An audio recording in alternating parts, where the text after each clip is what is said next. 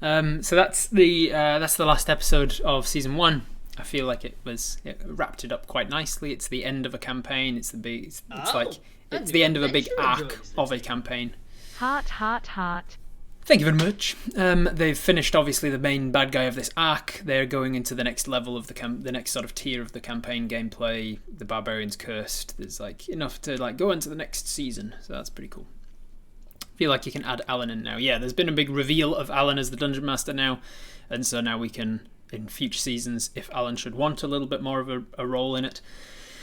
Obviously, if he doesn't, he can still be the DM in the background, just voiceover. But if he wants to, he can now embody some of the characters, like some of the bad guys that you're fighting and things, because we've now seen him in the game. Kind of like the idea that he only ever plays the main bad guy of the arc, though. So if it's a precedent that we only see Alan in the last couple of episodes as they finally meet the big bad evil guy of that particular arc, that could be cool as well. Unless he gets stuck in Australia again, yeah. Sup, Dread GM? Like you do in the D&D, other D&D skits. Yes, yeah. Who grabs a mysterious red glowy sword without thinking something might go wrong? That's the whole point, though. He forgot in the 4 months, 5 months, however long they'd gone between games, he'd forgotten how the GM had actually described the sword. Forgotten the details of it being a glowing, weird, cursed sword. Alright.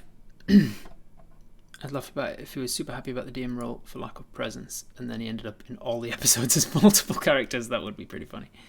That would be a bite him in the ass kind of thing. Alright. Let's go through the scripts, and then I'll go through the thing again and talk about it. So this is script 1. This is episode 1. Thank you very much, Harem of Kurusu, for the $10. Where is my script? There it is. Interior, Dragon Cave, any time of day. This is where it began. This one had to change quite a lot out of necessity of finding a filming location that works for it. These are just my notes that I gave after one of the read-throughs. This is notes to myself on what to change in the second draft. We enter a dragon cave, floor littered with gold, treasure piled up against the walls. Barbarian swings their axe and gets a final blow on a severely wounded red dragon. The dragon falls to the feet of many of the party, who jump into action, cheering and whooping. Wizard takes control as the cave starts to subtly quake. This was obviously before Wizard was the obnoxious one that keeps dying. Wizard was just the leader of the group, and then eventually that changed to being the fighter role. Okay, he's finally dead, but don't forget the whole lair was kept standing by his magic. We have a matter of minutes to get what we came down here for and get out.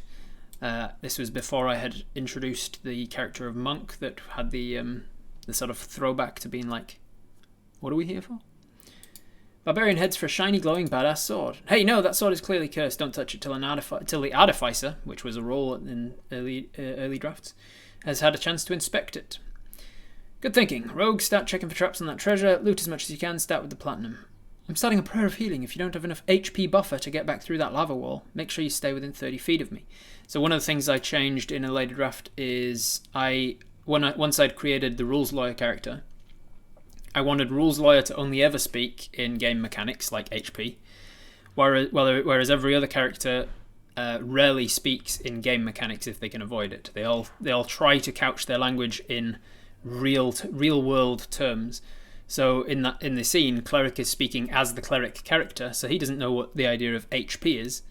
So HP is a game mechanic that represents health and stamina and luck and a whole bunch of other stuff.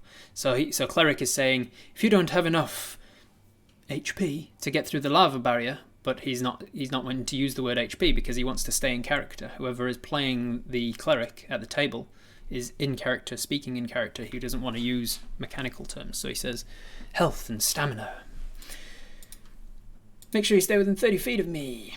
Yeah, I'm good on HP, so I'm just going to Wait until we remove the curse on it. Come help me harvest the dragon for parts. Right, I'm casting locate object on that journal. We know it must be down here and we definitely can't afford to leave without it. Journal, tying into the librarian thing. Alright, let's do this. The interrupt as they all scatter about the cavern. Okay, we're about to get into a whole thing with looting and checking for traps and stuff. It's already late, so we're going to end the session there, continue at the same time next week. The entire party go into a slack-jawed, glassy-eyed, idle state for just a second or two before shaking it off and kicking into gear again. Only now, they don't have nearly the same drive as before. Hey, how was your trip, man? I didn't see all the photos yet, but it sounded like you had a fantastic time. Oh, like you wouldn't believe. Barbados is every bit as gorgeous as you hear. I don't know why I changed Barbados to Fiji, just because Fiji is closer to New Zealand. I wanted some Polynesian island representation. I just kind of felt like it felt more normal that a Kiwi would go to Fiji on holiday than Barbados.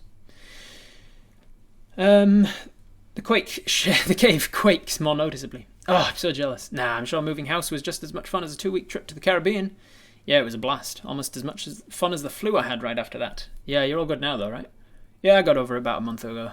Crazy busy with work though. Ugh. Right, anyway, what were we doing? We were looking for a book or something? The cave begins to collapse. They look around trying to make sense of it all. No, we were fighting vampires in the Feywild, I think. No, that was a different campaign. This is a direct nod, a tongue-in-cheek Easter egg for those in the know. Robert, in my real life, plays in a game on a Sunday, a major arc of which was where we were fighting vampires in the Feywild. And so, as a nod to that campaign, as a sort of like tongue-in-cheek reference to my homebrew world, not my homebrew world, my home games with friends, a friend of mine runs that campaign. She took us to the Feywild, and my character Tig, who is a gnome rogue, was fighting barbarians, fighting vampires alongside his barbarian friend in the Feywild on a Sunday. Druid notices the dragon. Oh yeah, there was a dragon, right? I loved the idea of this throughout this entire scene with them like looking around, being like, "What were we doing?" Trying to remember. They've got a fucking dragon dead by their feet. How many names does Tig have now? Oh boy, I could read you them all. I could actually find them. The names he goes by is Tig, Dandle, Sparkle, Flash, Blinky, Warren, Bunders.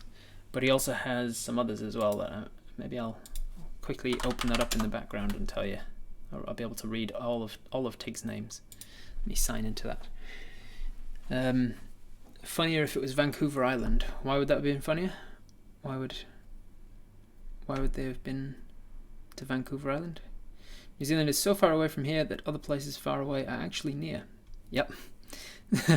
There's a comedian I like, Craig something or other. Can't remember his name now.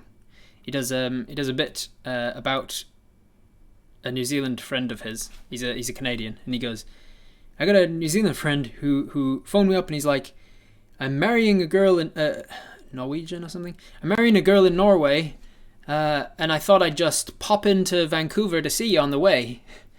Is that okay?" And he's like, "New Zealand, Kiwis are the only people who can make popping into Vancouver on the way to Norway seem like a viable Craig Campbell, that's him. Seem like a viable travel plan. Those are trips of a lifetime individually." Where is he? Tig. Where's my notes for Tig? Guardians of the Guardians, fighting vampires in the Feywild.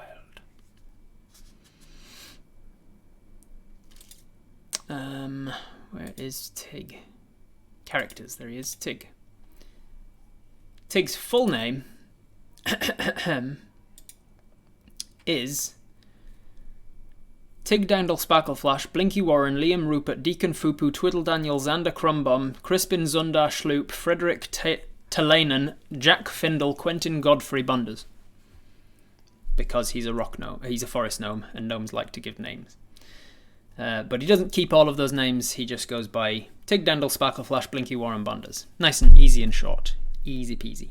Gesundheit. Back to the script. That was a different campaign. Oh yeah, there's a dragon, right? We had to get through a lava wall or something. Ooh, damn, there's a badass greatsword. Oh, sweet, grab it. End. So obviously, the bones are still there. If you read this, you'd be like, hey, I know what that skit is. But you can see where all of the changes were. The little bits that I added to try and make the joke a little more succinct. There was actually this stuff about this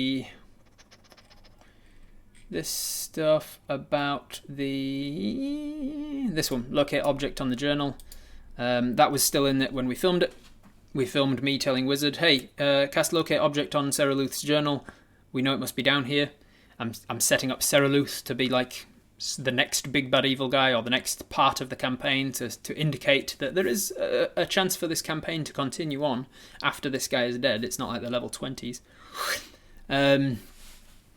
So cast Sarah Luth's journal, blah blah blah, get us onto the. But we decided it was just a bit too much. Too many things were happening. It wasn't giving us that speed of like, hey, you do this thing, you help me do this thing, blah blah blah. Has everybody got something to do? Let's do it. Boom, and then the DM can come in and quickly put it like you need to have everybody like ready to go. Let's do a thing, and then the DM cuts it like, right, we're going to end this session there.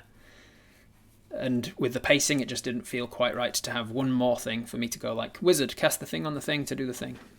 So we ended up losing it. Oh well. Bye, Spectrad. So there you go. Easy peasy. Lemon squeezy. Let's talk about. Let's go through it one little bit at a time then, and I'll stop and start as we go.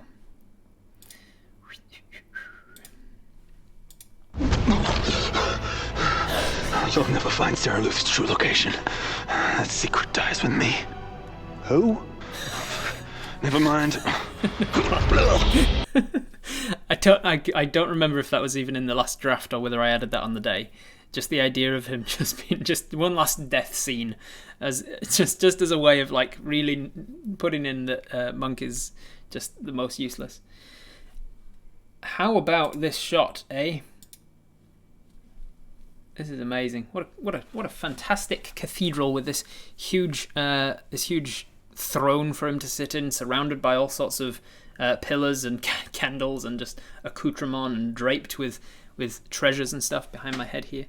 There's also just like a little bit of like there's subtle details in it about choreography. I love that Lavinia's behind the throne. That's exactly what I was about to point out, Kit.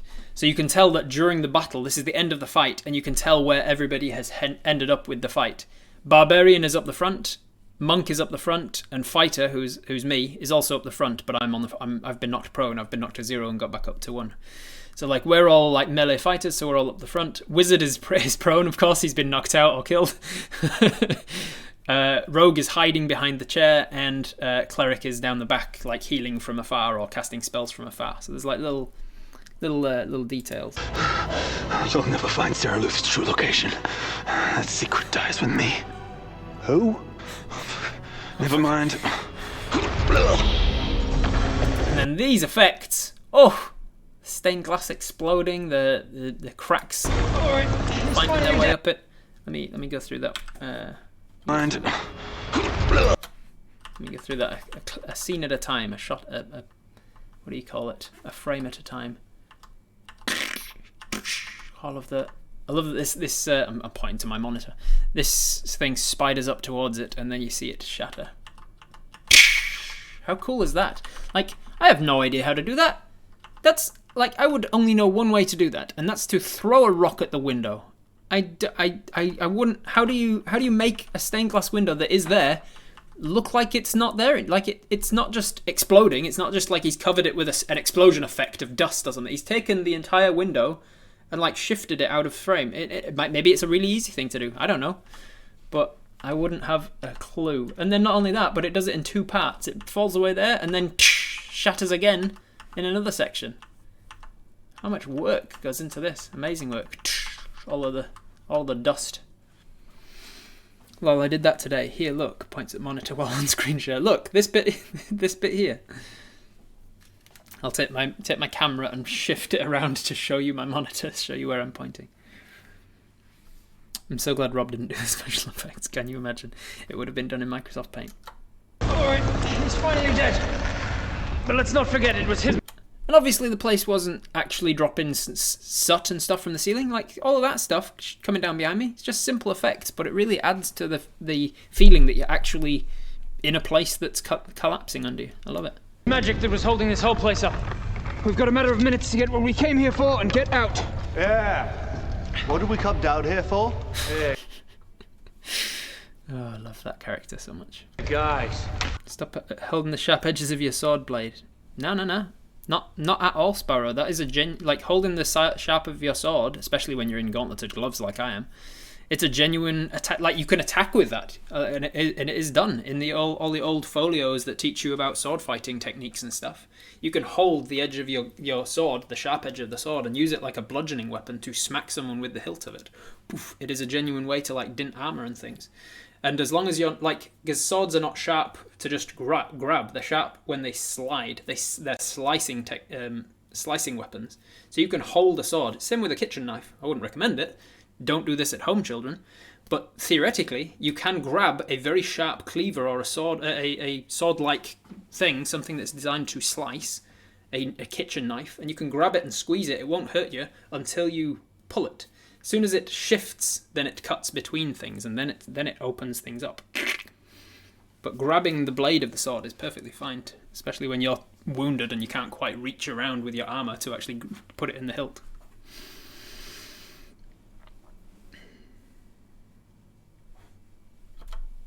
There's a badass great sword over here. Hey, no!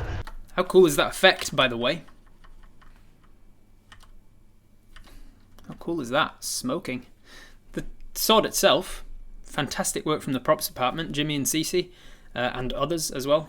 All did a fantastic job with all this set dressing.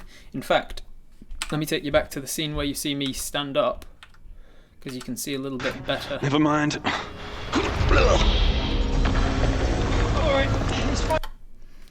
Have a little look at some of this set dressing here. Let me move the subtitles out of the way. This golden eagle podium was genuinely just a part of the church. Obviously, something that they can put the Bible on when they're reading sections and whatnot. But everything else here, I can't remember whether these candelabras were also theirs or not. I think they might have been the church's. But everything else, these swords, chests, all this drapery, there's just so much detail on this set. There's a skeleton here with a helmet on it with the cursed sword on it. Ooh, cursed sword doesn't have an effect on him. Nobody pretend you didn't notice that. Pretend like I didn't know. Pretend like I noticed that in one of the many edits that this video went through. Pretend like any of the number of eyes on this episode that had to watch and okay it had seen that moment before right this second. Pretend it's all fine. That's the saying we all know, right? But yeah, amazing work, amazing set dressing. There's just piles of gold coins everywhere. There's diamonds and bottles, all kinds of just treasure. But let's not forget it was his magic that was holding this whole place up. We've got a matter of minutes to get what we came here for and get out. Yeah. What did we come down here for? It's a different sword that switch places magically. Yeah, that's the nature of the curse. It isn't cursed until you notice it. It's a Schrodinger's sword. It is in a superposition of both cursed and not cursed until it is observed. What's the square coppery thing above you on the wall? Let's Minutes to get what we came here for. Square coppery thing above and you get on out. the wall. Yeah. I don't know which part you're talking about. This thing, a plaque. This is just a part of the church, I think. I think it's a genuine plaque that's in the church, but it looks Love sufficient. the entire series. Thank you, Katie Beatty Potato. Thank you for the 7 months of support. Yeah, the DM hadn't described it glowing yet. That's exactly what had happened. This whole place up. We've got a matter of minutes to get what we came here for and get out. Yeah. What did we come down here for? Hey, guys. There's a badass great sword over here. Hey, no! That sword is clearly cursed. So what's going on there in my mind is that the DM is describing the sword, and it's one of those situations where halfway through the description of the sword, Adventuring party. Eve not online, thank you very much for all of the subs. I like to think that and it happens all of the time, especially DMs especially will know exactly what I'm talking about. You are not finished with your description of something yet. The room, the NPC, the object, whatever it is, you are describing it, and then the players will like jump in with interjections about it, like, oh, can I go? I'll go and inspect that thing. Blah blah blah. You're like, can we just have a cut scene as you walk in the room where I can finish describing the room and then you can interact with it? So in my mind, the DM is going. So behind the among the treasure, you see like the barbarians rolled. Oh, can I see how much loot there is? And the DM goes, yeah. You see a sword that is. It has an ornate handle and it seems to be glowing with. And he's not gotten past glowing with. And the barbarian's like, I'm gonna go get it.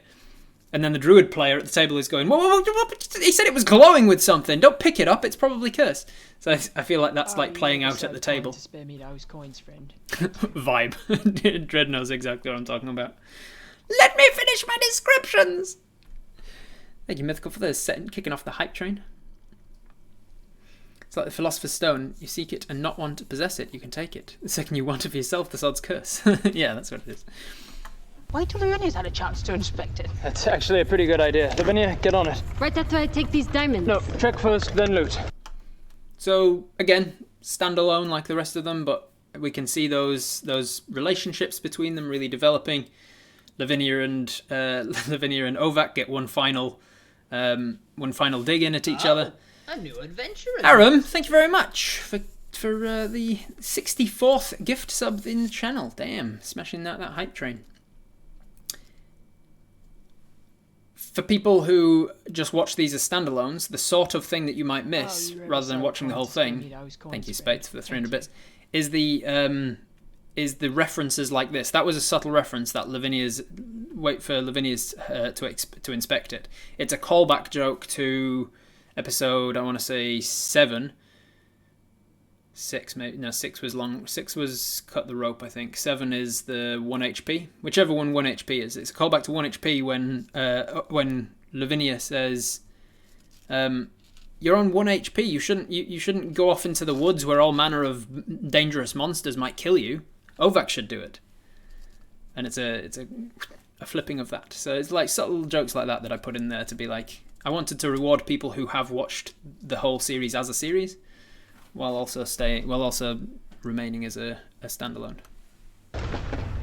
Okay. And also, yeah, she does what my character tells her to do. So it's setting up little things that I've set up in other episodes of my character, the character I am playing.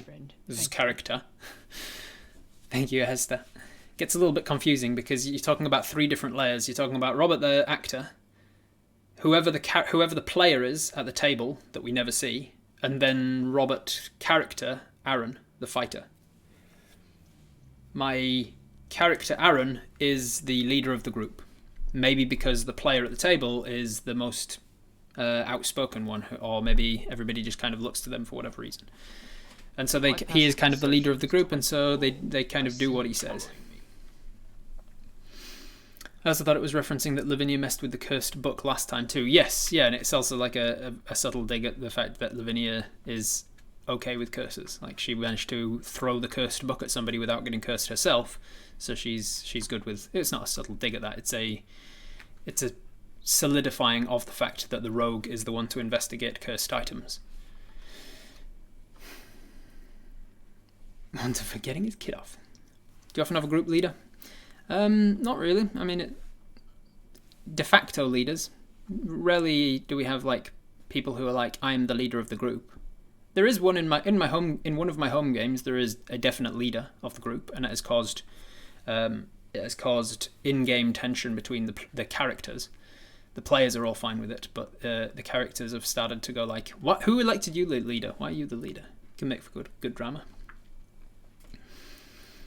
Okay, everyone, I'm going to cast Prayer of Healing. If anyone needs health or stamina to get back through the lava walls... Health or stamina is just his way of saying HP. Stay within 30 feet of... Yeah, I'm good on health, so I'm just going to check this out. No, hey! A new adventurer joins the team. Thank you very much for joining the team. Viztekla.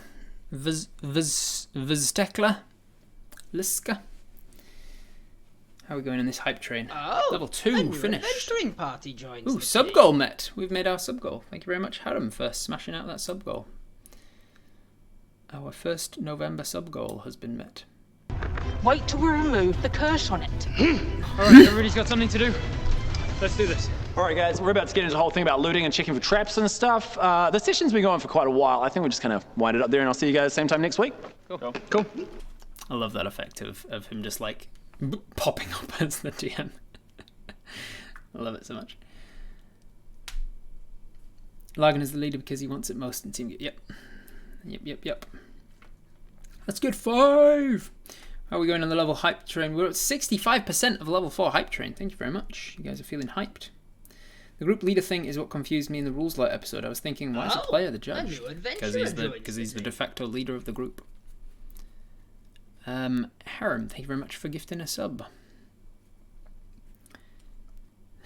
Insulting the nun's mother's sister's aunt. Nun's mother's sister's aunt. I thought that was going to like wrap around to be you again, like, brothers and sisters have I known, but that man's father is my father's son. Emmett's change from character to player is so noticeable. Yeah, I mean, it's just yet another instance of Emmett being a fantastic actor. Look at this. The session's been going for quite a while. I think we'll just kind of wind it up there and I'll see you. He's like right angry and grumpy that he's not gotten his awesome badass greatsword that he wants. Thank you very much, Harem, for another gifted sub. 71 total in the channel now. Gifting a total of 71 and smashing out the level 4 hype train. We're on to level 5. Can we get there? See you guys same time next week. Cool. Then immediately. Look how dopey they all are.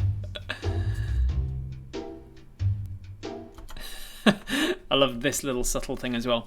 Because the game doesn't exist when the DM is not there to describe it. As soon as they're not playing the game anymore, they're not. It's not like a Toy Story situation where these characters exist outside of the players. And Crunch just looks the same amount of dopey. Yeah. So the world has completely gone into a stasis, and all of these lumps that are falling off of the temple have stopped, and they're waiting for the game to resume again. I like that.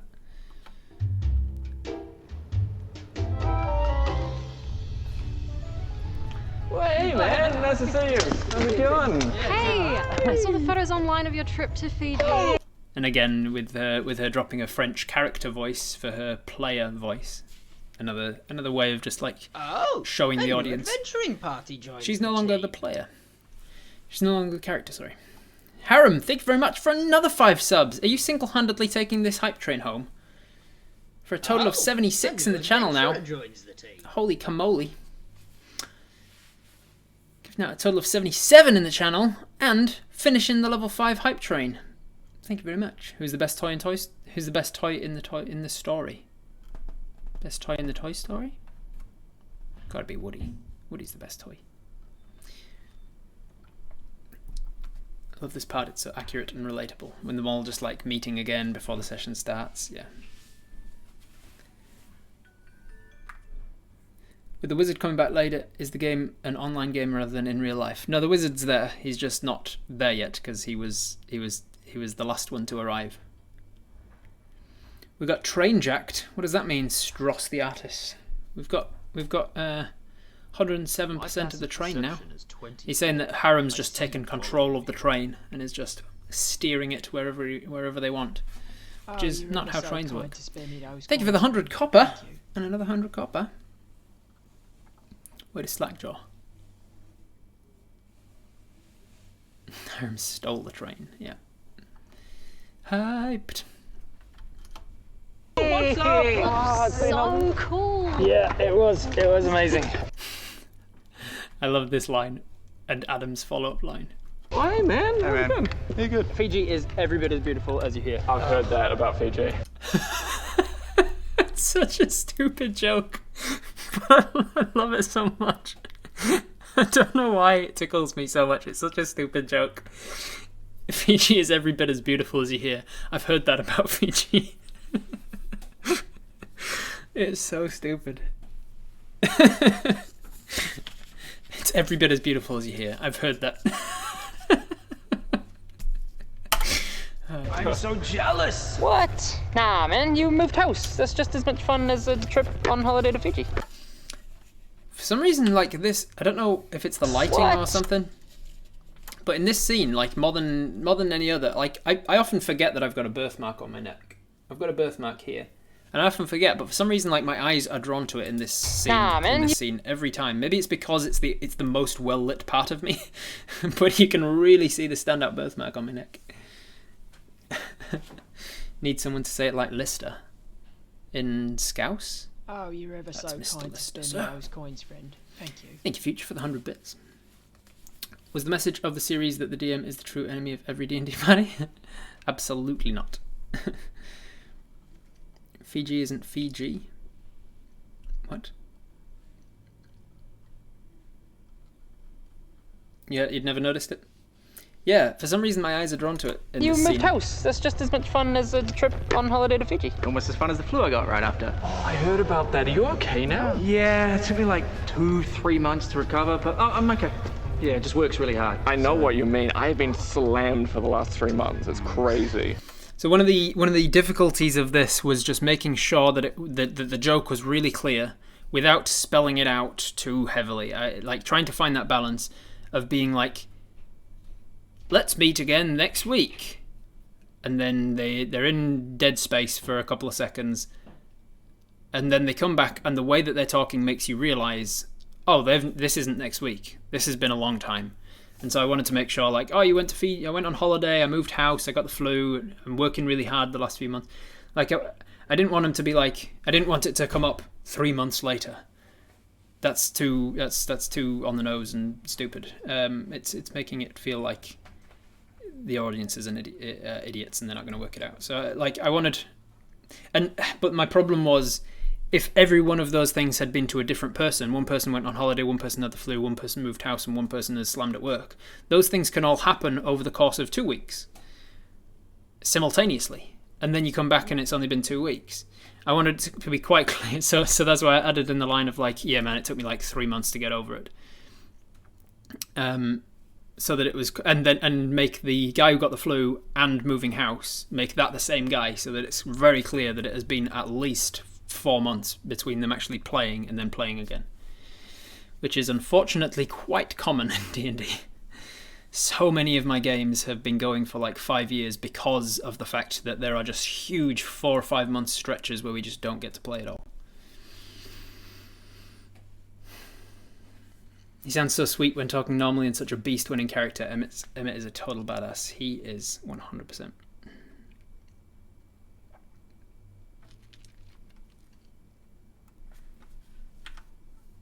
Like now. Yeah, it just works really now. Yeah, it took me like 2-3 months to recover, but I'm okay. Yeah, it just works really hard. I know what you mean. I've been slammed for the last 3 months. It's crazy.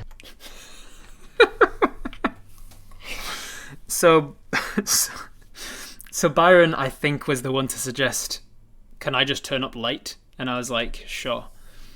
So when the rest of us are coming in and being like, oh, hey, are we blah, blah, blah, it works really well for the skit, because it means that there's a reason for our players at the table to be talking before the game like starts up again, because they're waiting for their last member to arrive at the table, and there's always one guy who's late. We said 7 o'clock, right? Yeah, we said 7 o'clock, same as every week for the last year. Oh, sorry, I thought it was 7:30. Oh, it's 7 o'clock now. I'm just setting off. I'll be there soon. You're just setting off? It's 7 o'clock. We're meant to be here starting at 7 o'clock. We all know the guy. So there's always one person you're waiting for at the start of the scene. So it makes real sense that one of them is late. And then he said like, why should I be late? And I was like, just up to you, whatever. And he just, for every different take, he had a different reason for being late. And it was, some of them were like, we can't use that, man. That's not okay. We can't do that shit. And some of them were like, that's okay, but it wasn't funny. Like this one, for some reason, it made all of us corpse. I haven't actually had a chance to watch the behind the scenes, the bloopers for this, but I imagine that they've got some of this stuff in it, because he kept, for some reason, this delivery just fucking corpsed us all in the moment. He just turned up late and he said, sorry, I was in the toilet, which on its own is fine, but when you deliver it like this... Sorry guys, I'm late, I was just in the toilet. It's like there's so much layer to that. Like, what the fuck was going on in the toilet? Why were you in the toilet? Why are you confused? What happened in the toilet that made you so confused about what's happened? How long were you in the toilet for multiple months? Why are we playing this game at your house and you're the last one to arrive because you've been in the toilet as everybody else is arriving and letting themselves into your house? There's just so many questions. It's such a traumatic experience that he's had in the toilet. It was just, and so my guy's like, that's all good. Okay, I think sure, let's move on from that real quick. Fuck, it was funny. I'm late. I was just in the toilet. All good. I saw one take of it. Was it in the Discord or the comments? I can't remember. Somebody said, I can relate to that because, like, you get back to playing again after months of hiatus, and everybody's got these stories. Oh, I've had the flu, and I've been at work, and I've been moving house, and I've been to Fiji. I've just been doing. I guess I don't. Everybody's like, oh, what you been doing? What you been up to for the last 4 months? And you're like, I've been in the toilet. Like, no. We should supercut all of the reasons he was late together. Yeah, we should. Yeah. I think we're all here. Shall we crack back into it? Yep, let's go back into it. All right. I love that we like assume the position again. Let's get back into it. Put on the character voice. What were we doing? And as soon as we do, the whole cavern starts shaking in again. Such a good moment. Now, what were we doing? We'd just been given a letter by a mysterious benefactor. So this was a line that I put in there quite late into the editing process, the writing process, I should say. Based on the fact, in fact, I would have added this on the day, I think, because I was making the most of the fact that in the first episode, because everybody but Ben happened to be there and happened to be in costume because we were using them in the various other scenes that we were filming that day. Everybody was there, so we were like, if you wouldn't mind sticking around for us to film this first episode, we can have more people sitting at the table in the tavern scene. And so it turned out to be an absolutely wonderful opening scene, the first episode of the season. It hit it real strong because we had all the dynamics of the barbarian and the rogue, who they don't speak at all in the episode, the first episode, but they're just there as set dressing, and what amazing set dressing they are. So just all of the people were sitting around the table, everybody but Ben. And so everybody else at the start of the campaign got given one of these letters, these mysterious letters. If you go back to episode 1, you'll see that Adam is called to the tavern with a letter from, I was called here by a letter I'm just following orders, blah, blah, blah. So Ben's character obviously joined the campaign like a week later than everybody else. And so he's the only one that didn't get this thing. And so the joke here, which is probably obvious to all of you, is that the one time that Ben's character actually thinks he's remembering something, he's super proud of himself for remembering something in the campaign. Finally, that he didn't have to even write down. He just remembers it. He's just remembering it. He's remembering it secondhand from one of the other guys talking about it because he wasn't even there for it. We'd just been given a letter by a mysterious benefactor. No, buddy, the letter was at the beginning of the campaign. And also the fact that it was the very first session of the campaign. And he's like, oh, that's what happened. I think we're looking for a book or something. Right. No, we were fighting vampires in the Feywild, I think. No, that's the Sunday campaign. Oh, yeah. Oh, there was an evil wizard guy, right? And I think I remember something about, going through a lava wall. Hey, guys. I see you. There's a badass greatsword over here. Sweet. Grab it then, yeah? Fuck, look at this effect. Look at this effect. As the demon smoke takes over his eyes. You see it go up his arm.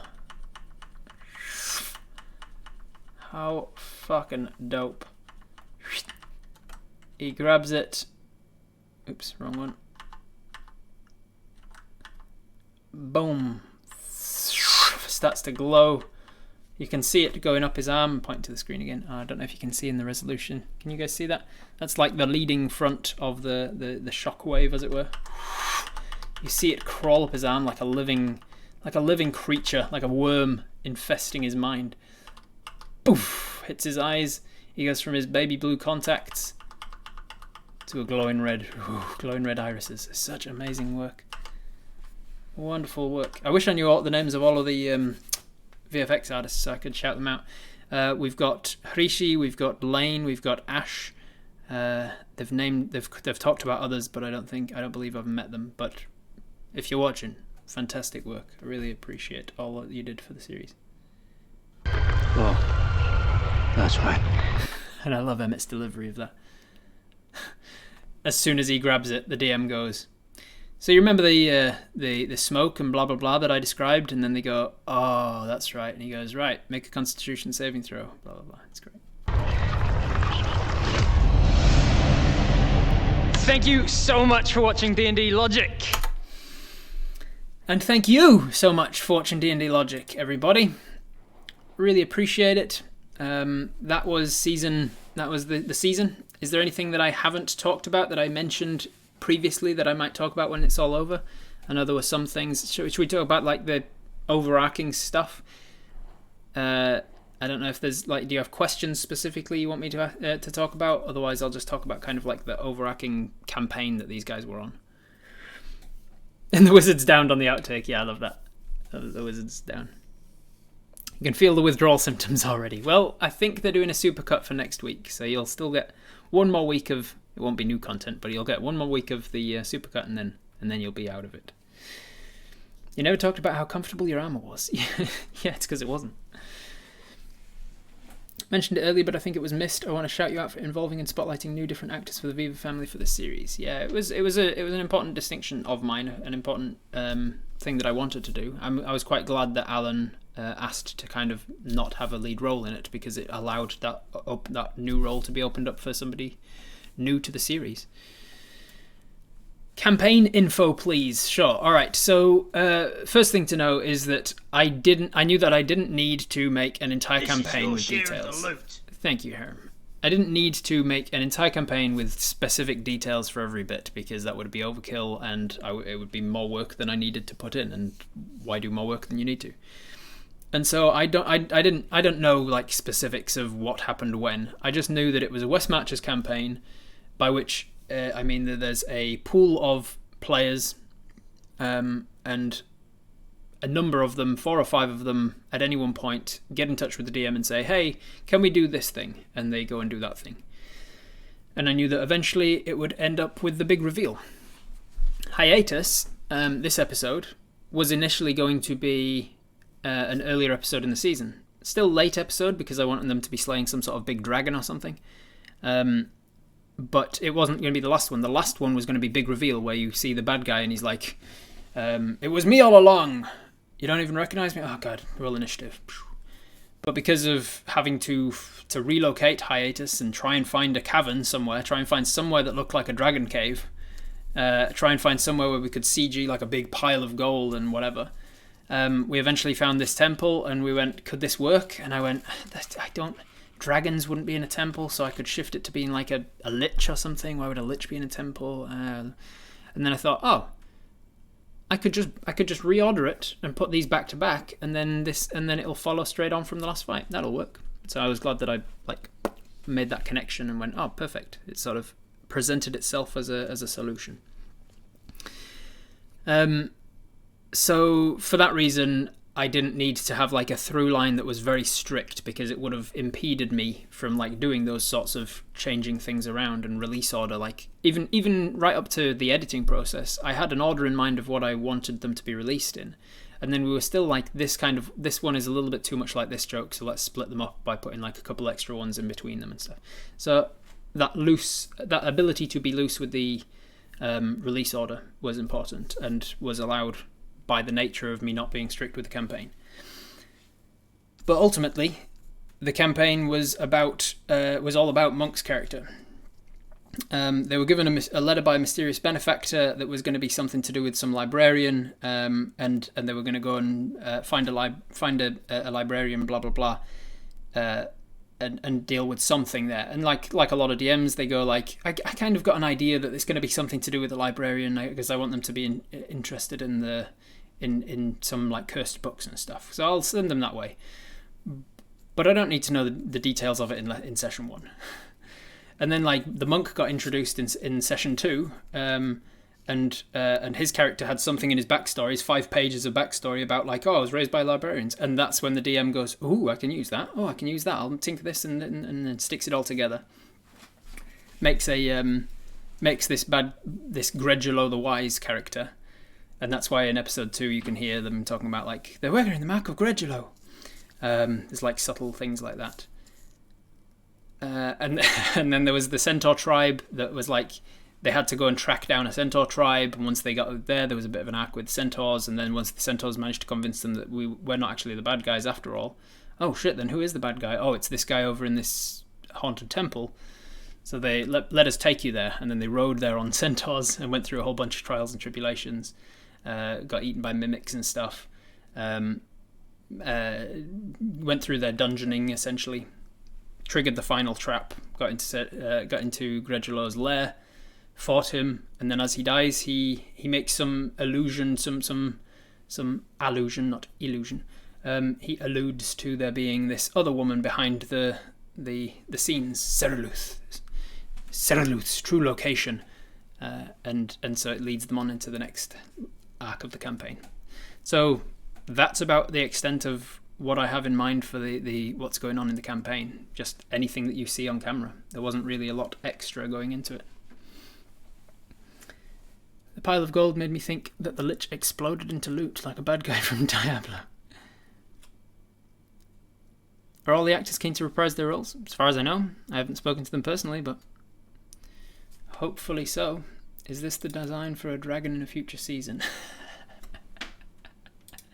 This beautiful designed dragon, I can't remember the name of the artist, but he is a fantastic, like impeccable. He's the sort of guy that's like, he's not going to be famous in his time. He's not going to be respected as an artist in his time, but after death, many years after death, this guy will be like, people will look at this and go, can you believe what this guy was getting at with his amazing artwork? What he was like, what is he saying? What was the artist trying to say by the fact that the dragon's left arm seems to be pin thin, where his tail is huge and girthy? Is there something to that we're not seeing?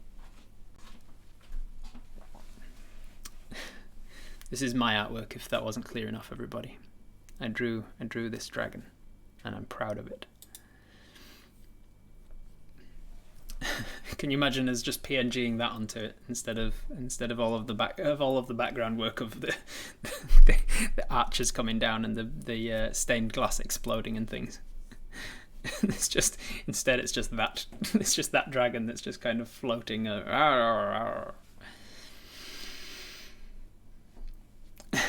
He's got the Van Gogh beard, yeah, and one ear. Oh, you're ever so kind to spare me those coins. I need this masterpiece on my wall along with the Shadridge map. Any other questions about the season as a whole now that the season 1 is done? Any other questions? Any other thoughts of like what you'd love to see in season 2s, 3s, 4s? Any other discussion of D&D logic that you want to talk about? Otherwise, I'll leave it there. I'm going to talk about Hamish and whether Hamish is coming on board. I would love to have Hamish on board.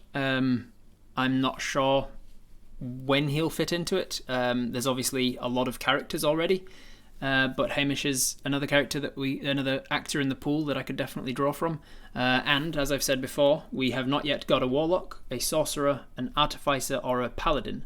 And I have ideas for the sort of tropes that each of those players and those characters will fit into. So Hamish could play one of those. Trogdor's got nothing on that dragon. What happened to Byron in the toilet? No idea. You can make your own headcanon about that. What happened to the other episodes, the ones you wrote but didn't get filmed? Good question. So there were 2 other episodes that I wrote but didn't get filmed in season 1. I won't go into so much detail about them because obviously they'll be out in season 2 potentially. One of them I will tease is called Spell Components. And the other one is called Can We Rest? Can We Rest had a very similar theme to Long Rest, but let's say the other side of it. It will make good. I'm quite glad that Can We Rest got kicked to season 2 because it will make more sense as a callback to the season 1 episode. Cast people of colour, 100% empty. I tried to do so with this one as much as possible. Unfortunately, failed somewhat. I think Phoenix is part Maori and Tamika is Niuean. But I mean, I'm not casting them just to be token. I'm casting them because they had fantastic chemistry together. I did audition people of colour for Ben's role and for Emmett's role, and unfortunately, they could not hold a candle to the performances that I got from both Ben and Emmett.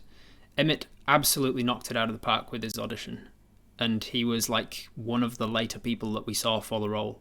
So there were a few people of colour that I was seeing for the roles. I was keeping it in mind to be like trying to cast diversity, trying to get fewer straight white men into the TV space, into the web series and things.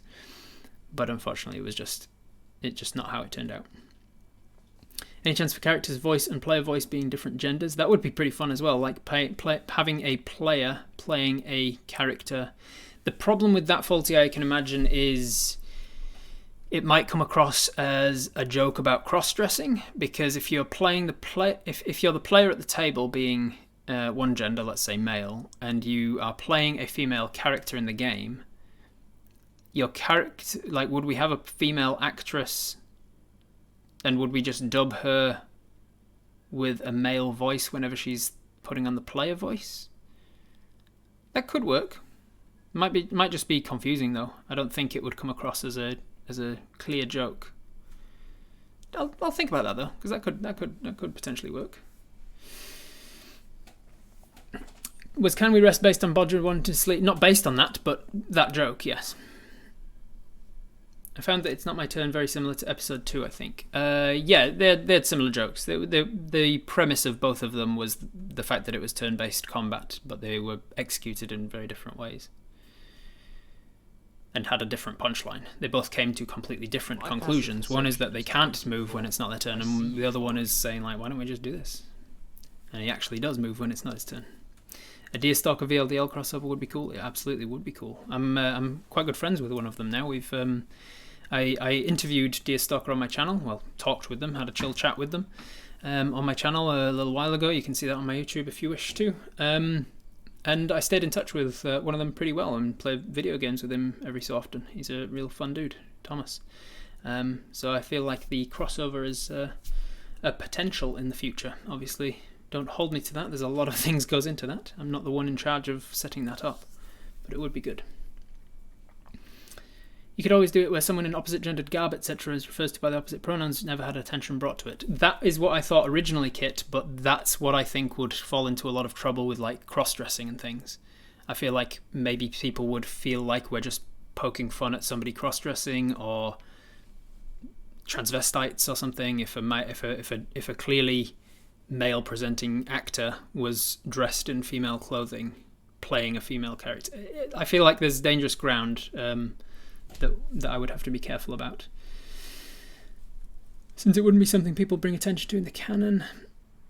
We've had Brit play Rowan playing PUBG before and just dubbed Rowan over her. Yeah, that might work. Cast me, I'm multi-gendered. I can play any gender and voice any gender given the right sound effects. Having the best people is most important. It's important. I wouldn't say it's most important. Maybe it is most important. The problem is, a lot of the best people are the best because they've had the best opportunities. So if white folk have had more opportunities to practice and to get better with their craft and to just generally become a better actor, then they're going to get cast in more stuff, getting more opportunities to work on their craft and so on. It's a very tricky one to try and navigate. I don't want to cast a bad actor, but I might be a little more lenient towards casting someone who just hasn't had the opportunities that another actor has. Ree has Samoan background? I don't know who Ree is, or Rai. I feel like bringing attention to it would be what would be seen as offensive more than just letting it be natural and just there. Yeah, probably. So if one of them's just Like, if I got in Hamish and dressed him up and he's bald with his beard, but he's playing a female warlock or something, and everybody refers to him by a female name, and we don't make a joke about that. It's just let it be as it is. I feel like it's inviting a lot of not very nice people to comment about it, though. There's best and there's pretty darn good, but there's also different dimensions to them. Yeah. It's about spotting potential and following it up, yeah. Just get Taika Waititi. Yeah, just get Taika Waititi. Jeez, I'm sure the budget can afford it. Cast a drag queen, let them be in full drag. Is Rhiannon McCall. The redhead from Viva Vids. Oh, okay, right. Yeah. Anyway, I think we're at the end of discussions. If there's no other questions about the series or the episodes or anything, then thank you very much for joining me, and I will leave it there.